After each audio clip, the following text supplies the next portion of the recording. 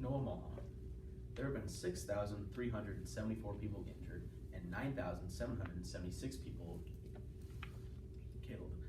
This was verified in a study done by Volker Turk, who was the head of the Office of United Nations High Commissioner for Human Rights. We have all heard of the invasion and the war going on in Ukraine and all the help that's been given to them. We need to take Russia's threats of nuclear violence against the world seriously. First, I will talk to you about why Russia made these threats against the world. Second, I will talk to you about how little we know about Russia's nuclear policy. And third, I will talk to you about how we should respond to these threats against us. So why did Russia make these threats? Russia made these threats to keep Ukraine from joining NATO. Ukraine wanted to join NATO so it could gain support and it would have defense against the invading countries such as Russia. We know this because RGS has done the research and they are part of the Faculty of Social and Political Science, the International Relations Department of National Jakarta, Indonesia, published in their journal, Social and Political Sciences, August 8th, 2022. Russia also made these threats to protect themselves. They were to act upon these threats if the Russian regime felt at all threatened from the outside world, and they were also threatened to act on these if there was any direct intervention into the invasion of Ukraine.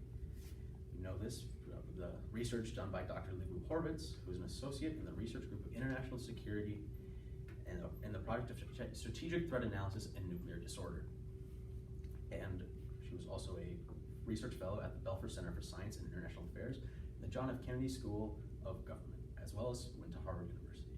Lydia Wakes, her associate, also worked in the research group International Security Project of Strategic Threat Analysis and Nuclear Disorder, and is also a research assistant at the Proliferation of Nuclear Policy Royal United Services Institute, London, in their Econsort journal published in 2022. So now that we understand why Russia made these threats against Ukraine and the world itself, it's best to understand how little we know about their nuclear policy. We don't know exactly how many nuclear weapons Russia does have, but on average, a nuclear state has around 12,700 nuclear weapons at their disposal. Thanks to Alexander K. Wolfrass, who's a senior researcher at the Center for Security Studies of ETH Zurich, and Stephen Herzog, who is also a senior researcher at the Center for Security of Studies in ETH Zurich, and is an associate at the Harvard University's School Project on Managing the Atom, wrote in their journal Survival, published on August 2nd, 2022. In the first 10 weeks of the military campaign, there were 20 nuclear signals sent out to the Russian troops. And in every single large-scale military exercise done since the early 2000s, there have been simulated limited Russian nuclear strikes. The research by Mark B. Schneider, who is a former Department of Defense senior executive and is currently senior analyst with the National Institute for Public Policy, wrote in his journal Comparative Strategy, published March 25th, 2019.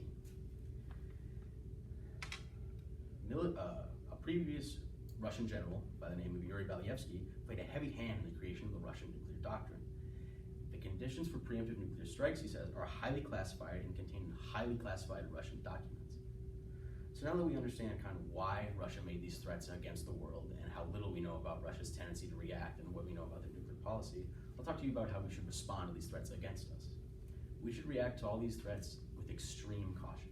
There's so little we know about Russia and how they respond to any direct intervention or a direct attack that it's too dangerous to go into the situation completely blind without knowing what might come out of it.